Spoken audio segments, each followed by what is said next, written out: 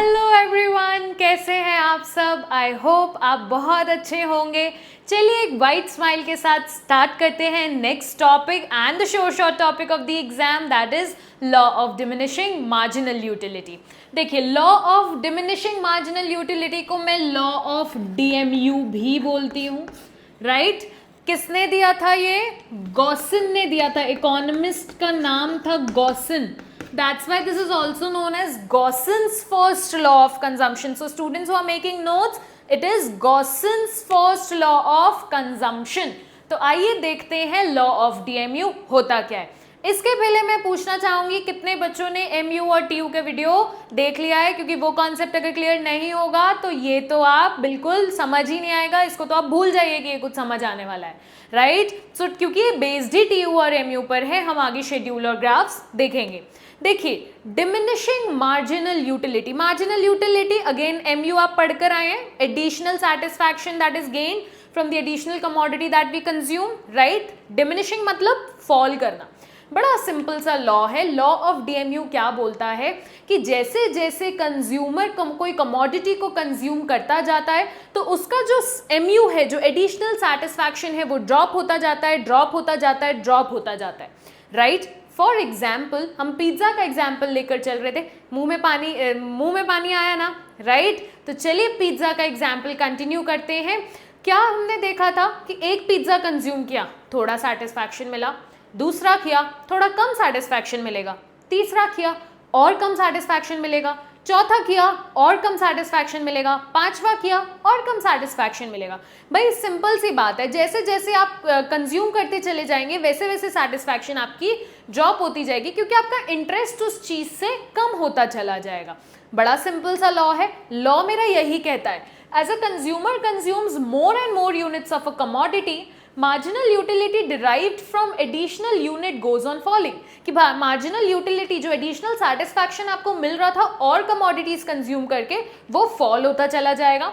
That is utility derived from each successive unit goes on falling, कि जो satisfaction मुझे additional unit से मिल रहा था वो ड्रॉप हो जाएगा, राइट। क्लियर है? तो आइए इसको देखते हैं शेड्यूल और ग्राफ में। This is a short 6 marker question, either in UTs और इन फाइनल एग्जाम्स और इन हाफ ईयरलीज, ये आता ही आता है and it is most important, right. देखते हैं शेड्यूल और ग्राफ से पहले आप लोग के दिमाग में क्वेश्चन आना चाहिए, मैम लॉ पढ़ रहे हैं तो एजम्पशंस कहाँ है इकोनॉमिक्स में, राइट। वो तो बहुत इंपॉर्टेंट है, वो हमने चैप्टर नंबर 1 में भी डिस्कस किया था, राइट। सो पहले देखते हैं assumptions of law of DMU. अब जिन बच्चों ने नहीं देखे हैं वो वीडियोस तो मैं बता दूं कि हम एजम्पशंस क्यों लेते हैं। देखिए, इकोनॉमिक्स बहुत वाइड है, राइट। तो मुझे कोई चीज़ को कॉन्स्ट्रेन करना पड़ेगा ताकि मेरा फोकस उस लॉ से हटे नहीं और मैं उस लॉ को और ज़्यादा अच्छे से पढ़ पाऊँ। सो सबसे पहला एजम्पशन है कार्डिनल मेजरमेंट ऑफ यूटिलिटी। ये तो बड़ा ऑब्वियस है क्योंकि मैं कार्डिनल यूटिलिटी के अंदर ही पढ़ रही हूँ इस चीज़ को, so I have to measure that. Second is standard unit of measurement. Standard unit का क्या मतलब है? हमने पिछले वीडियो में एग्जाम्पल लिया था एक बच्चे का जो क्लास में आया, हाफता हुआ पानी मांग रहा है, या मैंने उसको ऑफर किया, और एक बच्चा एसी कार से निकल के मैंने उसको पानी का ग्लास ऑफर किया। अगर वो जो बच्चा हाफता हुआ आया उसको मैं 1 टेबल स्पून पानी दूं तो कैसा लगेगा? ये तो वही बात हो गई, शेर के मुंह में खून चटा के आप भाग गए, राइट। 1 टेबल स्पून पानी दूं, फिर दूसरा टेबल स्पून दूंगी तो उसका सेटिस्फैक्शन तो बढ़ेगा, तीसरा दूंगी तो और ज़्यादा बढ़ेगा, चौथा दूंगी तो और ज़्यादा बढ़ेगा। ये तो गलत बात है ना। सपोज आपको आइसक्रीम बहुत पसंद है, मैंने आपको हल्की सी 1 टेबल स्पून आइसक्रीम खिलाई, राइट। फिर मैं बोली अब नहीं दूंगी, दूसरा टेबल स्पून खिलाऊंगी तो सेटिस्फैक्शन कम होगा कि बढ़ेगा? बढ़ेगा ही ना, ऑब्वियसली, बिकॉज आपको एक बार टेस्ट लग गया तो आपको एक स्टैंडर्ड मेजरमेंट में चाहिए चीज़। तो स्कूप को मैं आइसक्रीम को मैं मेजर कर रही हूँ तो मैं एक स्कूप मान के चलूंगी कि 1 स्कूप खाया, दूसरे स्कूप में मेरा सेटिस्फैक्शन कम होगा, तीसरे स्कूप में मेरा और कम होगा, चौथे में और कम होगा। सिमिलरली अगर वाटर में ऑफर कर रही हो तो 1 ग्लास ऑफ वाटर, फिर सेकंड में और कम होगा, second glass of water, third glass of water में और कम होगा, फोर्थ ग्लास ऑफ वाटर में कम होगा, राइट। तो आपको एक स्टैंडर्ड मेजरमेंट तो रखना पड़ेगा ताकि मैं उस लॉ को अच्छे से पढ़ पाऊँ। Third is continuous consumption. ऐसा नहीं है 1 ग्लास पानी सुबह दूंगी, 1 ग्लास पानी शाम को दूंगी। भाई पानी तो ऐसी चीज है जिसमें कि मेरे को दोनों टाइम में बहुत अच्छा लगेगा, राइट। तो आपको एक के बाद देना पड़ेगा ताकि उसकी मार्जिनल जो यूटिलिटी है वो कम हो। अदरवाइज दोनों आप अलग अलग टाइम पर पिज्जाज मुझे दीजिए ना, मैं तो बड़े मजे से खा लूंगी दोनों टाइम पे, राइट। मुझे सेटिस्फैक्शन दोनों ही टाइम पे उतनी ही मिलेगी। लेकिन एक पिज्जा खाने के बाद दूसरा पिज्जा जब कंटिन्यूएशन में मुझे मिलेगा तब मेरी मार्जिनल यूटिलिटी कम होगी। Third is MU of a rupee remains constant. MU मतलब क्या? सेटिस्फैक्शन ऑफ अ रुपी। कभी आपके साथ ऐसा हुआ है, आपको कोई जीन्स में आपको अपने पुराने पैसे मिल गए हो, बड़ा अच्छा लगता है ना, ऐसा लगता है खजाना मिल गया हो, राइट। अगर वो खजाने से मैं कोई चीज़, कुरकुरे खरीदूं या कोई भी ऐसी खाने की चीज़ खरीदूं, उसका स्वाद ही अलग आता है, ऐसा लगता है भाई फ्री का खा रही हूं मैं, राइट। लेकिन क्या मुझे डिफ्रेंशिएट करना है, और वही चीज़ अगर मैं मेहनत का पैसा कमाऊं और उसको स्पेंड करके खाऊं तो मुझे उससे अलग सेटिस्फैक्शन मिलता है। तो क्या मुझे उन दो चीज़ों में डिफ्रेंशिएट करना है? नहीं करना है भाई। देखिए, रुपी रुपी है, चाहे वो मुझे जेब में पड़ा हुआ मिले, चाहे मैं उसको चोरी करके लाई, चाहे मैं उसको बहुत मेहनत से कमाई, चाहे मुझे एक पेरेंट से मिला हो, रुपी रुपी है। हर रुपी का जो सेटिस्फैक्शन मिलेगा वो बिल्कुल सेम होगा। मुझे ये सारी सिचुएशंस को बीच में नहीं लाना है, नहीं तो मेरा लॉ हिंडर हो जाएगा, मेरा लॉ में प्रॉब्लम हो जाएगा, राइट। आई नो सेटिस्फैक्शन बड़ा अच्छा मिलता है जो जीन्स में पड़े हुए पैसे मिलते हैं हमको, या जीन्स में रखे हुए पैसे हमको मिलते हैं, लेकिन मुझे इन सब चीज़ों में डिफ्रेंशिएट नहीं करना है। Next is fixed income and price. Domino's में 50% ऑफ मिलता है। एक पिज्ज़ा आपने खाया, दूसरा पिज्ज़ा अगर 50% ऑफ में मिलेगा तो भाई सेटिस्फैक्शन थोड़ी ज़्यादा हो जाती है। अरे लगता है हाँ 50% में मिल रहा है, कम प्राइस पे मिल रहा है, तो चलो खा लेते हैं, पता नहीं अगली बार ऑफर कब आएगा। लेकिन यहाँ पर मुझे अगेन अजम्पशन लेनी है कि ना ही मेरी इनकम में चेंज आएगा, ना ही मेरी कमोडिटी की प्राइस में चेंज आएगा। अगर मैं पिज्ज़ा 200 का खरीद रही थी तो अभी भी वो 200 का ही मुझे मिलेगा। And suppose my income was 20,000 per month, तो अभी भी मेरी इनकम 20,000 पर मंथ ही रहेगी, राइट। अब आपका क्वेश्चन होगा कि मैम इतने कॉन्स्ट्रेंट्स हमको क्यों डालने हैं? क्योंकि अगर आप इतने कॉन्स्ट्रेंट्स नहीं डालेंगे तो आप लॉ को अच्छे से नहीं पढ़ पाएंगे, एंड लॉ क्या होगा, इधर उधर हम डिस्ट्रैक्ट हो जाएंगे, एंड पूरा फोकस जो मेरा लॉ से होगा वो हटकर सिचुएशंस पे चला जाएगा। बिकॉज इकोनॉमी है, बहुत ज़्यादा फैक्टर्स होते हैं जो मेरी इकोनॉमी को इफेक्ट करते हैं। क्लियर है आपको? तो आइए मूव करते हैं शेड्यूल और ग्राफ की तरफ। मेरा शेड्यूल है, इतने यूनिट्स मैंने कंज्यूम किया, इतना ये TU है। मैं MU कैलकुलेट कर सकती हूँ माइनस कर करके। अभी तक आपको इतना बनना चाहिए, अगर नहीं बन रहा है तो मतलब कॉन्सेप्ट्स क्लियर नहीं है, राइट। ये MU हो गया। अब देखिए मुझे ग्राफ प्लॉटिंग कैसे करनी है। TU और MU एक प्लेन पेज पर, न्यू पेज पर ग्राफ प्लॉटिंग करिएगा, क्योंकि ये ग्राफ ऊपर नीचे ही प्लॉट होगा। देखिए आपकी बुक्स में एक ग्राफ में एक प्लेन पर भी वो कर सकते हैं, लेकिन for better understanding and for better clarity आप प्लेन पेज पर ऊपर नीचे करिए, आपको अलग अलग बहुत अच्छे से समझ आएगा। देखिए जो एक्सिस है ना, ये जो y एक्सिस है ये बिल्कुल स्ट्रेट रहेगी, ये TU की है और ये MU की है, बिल्कुल एग्जैक्ट नीचे इसका ग्राफ रहेगा, ना इधर से चालू होगा ना इधर से चालू होगा, एग्जैक्टली नीचे उसके से चालू करेंगे।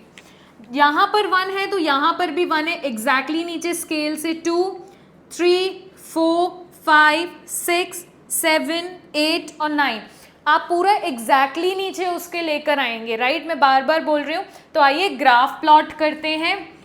पहले TU देख लेते हैं। 1 पे 10, 2 पे 18, 3 पे 24 एंड सो ऑन। ऐसा ग्राफ प्लॉट होगा। देखिए इसका शेप ऐसा आएगा और ये स्ट्रेट लाइन आएगा, राइट। ये मेरा TU का ग्राफ हो गया और ये मेरा MU का ग्राफ हो गया। अब आई वांट कि आप 6 से, जो 6 का 6 है ये मिलाइए इधर से, और आपका ग्राफ यहां से स्ट्रेट लाइन आएगा,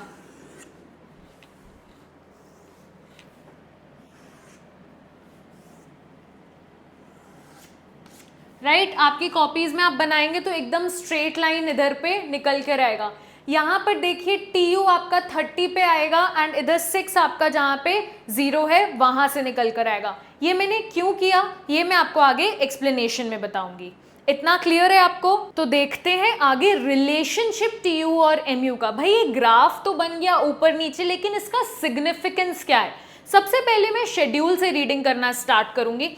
देखिए इस पॉइंट पर ये वाला इधर तक क्या हो रहा है, MU फॉल कर रहा है, देखिए पहले 10 था, फिर 8 था, फिर 6 4 2, MU फॉल्स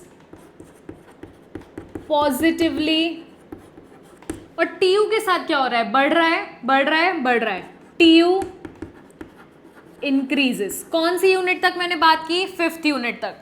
5th यूनिट तक क्या हो रहा है, MU फॉल्स पॉजिटिवली। आपको पता है ना, एक ग्राफ के 4 क्वाड्रेंट होते हैं, ये पूरा पॉजिटिव पॉजिटिव, ये negative positive, negative negative and positive negative, 4th वाला। तो ये फर्स्ट क्वाड्रेंट जो है ये क्या है, पूरा पॉजिटिव है। तो इसमें अगर कोई भी ग्राफ है फॉल कर रहा है, देखिए डाउनवर्ड स्लोपिंग है मतलब फॉल कर रहा है, लेकिन फर्स्ट क्वाड्रेंट में तो मैं बोल सकती हूँ पॉजिटिवली है, इधर से भी वेरीफाई होगा और इधर पे भी कोई माइनस साइन नहीं है, तो मैं बोल सकती हूँ ना ये पॉजिटिवली है, राइट। तो MU फॉल्स पॉजिटिवली और TU इंक्रीजेस, और TU देखिए ऊपर जा रहा है, जा रहा है, जा रहा है, जा रहा है, इंक्रीज हो रहा है, राइट। इस वाले केस में क्या हो रहा है, MU बिकम्स 0, TU becomes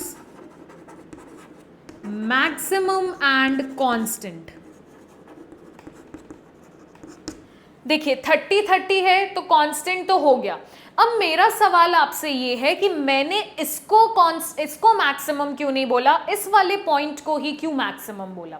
देखिए कोई भी चीज मैक्सिमम कब होती है, जब उधर से चीजें फॉल होना स्टार्ट हो, राइट। अगर सपोज आप कोई ट्रैक कर रहे हैं, ट्रैक का मैक्सिमम पॉइंट क्या होगा, मैक्सिमम पॉइंट अगर आप ये है तो मैक्सिमम आपकी ये प्लेन है और यहाँ से चीज़ें फॉल होना स्टार्ट हो रही हैं, राइट। तो मैक्सिमम पॉइंट हमेशा ये कहलाता है जहाँ से चीज़ें फॉल होना स्टार्ट हो, और वही मिनिमम पॉइंट क्या कहलाता है, मिनिमम पॉइंट वो पॉइंट कहलाता है जहाँ से चीज़ें राइज होना स्टार्ट हो। तो यहाँ के बाद चीज़ें क्या हो रही हैं, फॉल हो रही हैं, that's why this will be known as the maximum point and not this point. So 6th point पे देखिए क्या हो रहा है, ये 0 है, MU 0 है, और यहाँ पे क्या है, TU मैक्सिमम एंड कांस्टेंट। देखिए कांस्टेंट है तभी ये स्ट्रेट लाइन फ्रेम हो रही है यहाँ पे, और मैक्सिमम है यहाँ पर, क्यों, क्योंकि उसके बाद से देखिए ग्राफ नीचे गिरने लग गया है। एंड लास्ट फेज में मैं बोल सकती हूँ MU बिकम्स नेगेटिव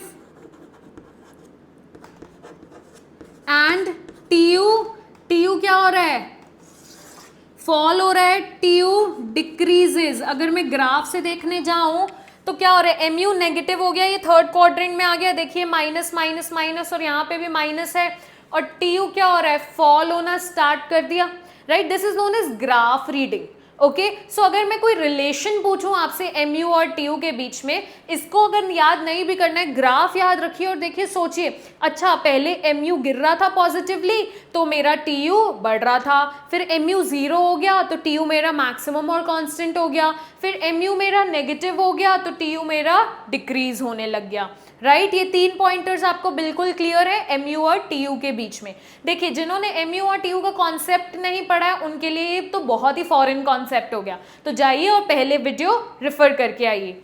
चलिए एक और चीज, ये जो पॉइंट है ना जहाँ पे MU 0 है, इसको मैं पॉइंट ऑफ सैचुरेशन बोलती हूँ। क्यों मैं इसको पॉइंट ऑफ सैचुरेशन बोलती हूँ, what is the meaning of the word saturation. आपने दूध को उबलते हुए देखा है, जो वो पतीले में हम दूध उबालते हैं तो सैचुरेशन पॉइंट क्या होता है, द पॉइंट एट विच बस जब दूध बाहर ही गिरने वाला होता है वो सैचुरेशन पॉइंट होता है। तो वहीं पर क्या हुआ, इस अगर शेड्यूल से चलूं, पहला पिज्जा खाया इतनी सेटिस्फैक्शन मिली, दूसरा खाया एडिशनल सेटिस्फैक्शन थोड़ी ड्रॉप हुई, तीसरा खाया थोड़ी ड्रॉप हुई, चौथा खाया थोड़ी ड्रॉप हुई, पांचवा खाया थोड़ी ड्रॉप हुई, भाई अब 6th खाया ना तो अब पेट भर गया। इंसान का पेट है ना एक पॉइंट पे तो भरेगा, लेकिन हम नहीं माने, हमने और पिज्जा खाया, क्या हुआ, वॉमिट हो गई, राइट। तो मेरे सैचुरेशन पॉइंट से जब तुम बाहर जा रहे हो तो मैं तो वो चीजें बाहर फेंकूंगी, जैसे दूध का सैचुरेशन पॉइंट है उस पतीले में ऐसे बन जाता है डोम शेप्ड, लेकिन उसके बाद क्या होता है वो गिर जाता है, राइट। तो वैसे ही क्या हुआ, यहाँ पे वॉमिटिंग हो गई, तो that is my point of saturation.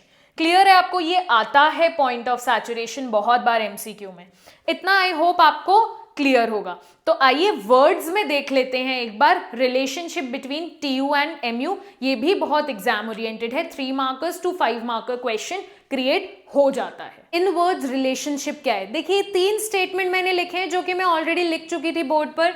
When MU falls positively TU increases, when MU becomes 0 TU is maximum and constant. When MU becomes negative, TU decreases. In 3 point तो आपको बिल्कुल क्लियर है. चौथा आपको पता है TU is the summation of MU. हमने पढ़ा है ये चीज, कुछ भी नया नहीं है. क्या ब्रैकेट में लिख देती हूँ, TU is the summation of MU, ये हमने पढ़ा हुआ है. And MU can be derived from TU, ये भी मैंने पढ़ा हुआ है. क्या फॉर्मूला था उसका, MUN is equal to TUN minus TUN minus 1, right. ये भी हमने पढ़ा हुआ है. एंड लास्ट सबसे इंपॉर्टेंट है, MU curve is the slope of TU curve. Slope क्या होती है? स्लोप मतलब ढलान. ग्राफ कैसा शेप ले रहा है उसको हम स्लोप बोलते हैं. स्लोप जैसे आपका पार्क में आप वो होती है ना स्लाइड, ऐसा होता है, तो अब ये नीचे गई तो ये इसकी स्लोप है. सिमिलरली वैसे ही ग्राफ क्या शेप लेगा वो उसकी स्लोप होती है. देखिए मेजॉरिटी केसेस में टोटल वर्जन्स की स्लोप उसका मार्जिनल वर्जन ही होता है. क्यों? क्योंकि एक एक एडिशनल कमोडिटी से तो मिलकर ही टोटल बनता है ना, राइट. तो कोई भी, अब इस केस में क्या है, टोटल यूटिलिटी को मैं कैसे डिराइव करती हूँ, मार्जिनल यूटिलिटी को प्लस कर करके एक यूनिट को करती हूँ, फिर सेकंड पिज्जा को किया था, फिर थर्ड को किया था, फिर फोर्थ को किया था, वैसे ही तो टोटल यूटिलिटी निकला था ना. तो स्लोप कैसे डिराइव होगी TU की, उसके MU से. क्लियर है आपको ये 5 रिलेशनशिप. लेकिन कहीं ऐसे भी तो केसेस होते होंगे ना जहां पे DMU लगता ही नहीं होगा, जहां पे मार्जिनल यूटिलिटी कम ही नहीं होती होगी, राइट. तो आइए देखते हैं एक्सेप्शंस टू द लॉ, जहां पर लॉ लगता ही नहीं है, जहां पर एप्लीकेबल ही नहीं है. सबसे पहला हॉबी. हम कोई भी हॉबी परस्यू करते हैं तो जितना ज़्यादा हम उस हॉबी को परस्यू करते हैं मुझे उतना ज़्यादा सेटिस्फैक्शन मिलता है. सपोज आई लव पेंटिंग, तो मैं एक पेंट करूँगी मुझे अच्छा लगेगा, मैं दूसरा करूँगी मुझे और अच्छा लगेगा, तीसरा करूँगी मुझे और अच्छा लगेगा. यहाँ पे सेटिस्फैक्शन कम नहीं होता, right. Drunkards, the people who consume alcohol, एक पिया अच्छा लगा, दूसरा पिया और अच्छा लगा, तीसरा पिया और अच्छा लगा. सेटिस्फैक्शन यहाँ पे बढ़ता ही है, कम नहीं होता है. तो लॉ नहीं लगता है. Third, misers. Who are misers? कंजूस को माइजर्स बोलते हैं. थोड़ा पैसा बचा अच्छा लगा, और पैसा बचा और अच्छा लगा, और पैसा बचा और सेटिस्फैक्शन मिली. सो सेटिस्फैक्शन ड्रॉप नहीं होती, सेटिस्फैक्शन राइज होती है. Reading, the students who love reading gives a thumbs up. तो जो रीड करते हैं उनको क्या आता है, अच्छा 2 पेज और, अच्छा 2 पेज और, अच्छा 2 पेज और, राइट. ऐसे करते करते पूरी बुक एक नाइट में कंप्लीट कर देते हैं. सो क्या होता है, सेटिस्फैक्शन बढ़ता ही चला जाता है. Music and poetry, the people who love to listen music, जब तक वो गाना सुनेंगे तब तक अच्छा लगता है, राइट. फिर एक पॉइंट पे आगे हमको ऑल्दो वो गाना बिल्कुल हम हेट करने लगते हैं, लेकिन जब हमको पसंद होता है, कितनी बार सुनते हैं, एक बार सुनते हैं अच्छा लगता है, दूसरी बार सुनते हैं और अच्छा लगता है, तीसरी बार सुनते हैं और अच्छा लगता है, right. Similarly with poetry. So these are some of the exceptions of law of DMU. Clear है? मैंने यहाँ पर ये मार्क बना दिया. ये मार्क बनाने का मतलब मेरे पुराने बच्चों को पता है, राइट. That's a danger. यहाँ पे दिमाग की बत्तियां जल जानी चाहिए. एन एग्जाम शॉर्ट क्वेश्चन है. समझ आया आपको law of DMU? Law of DMU बहुत इंपॉर्टेंट है, मैं बार बार बोल रही हूँ. सो अच्छे से पढ़िएगा. मिलेंगे जल्दी नेक्स्ट वीडियो के साथ. Till then subscribe to my channel. Also press the bell icon so that you can get notified and कोई भी वीडियो आपकी मिस ना हो. You can also follow me on Instagram. My Instagram bio और link is mentioned in the description. I will also mention it here. मिलेंगे जल्दी next video के साथ. Tata, bye bye.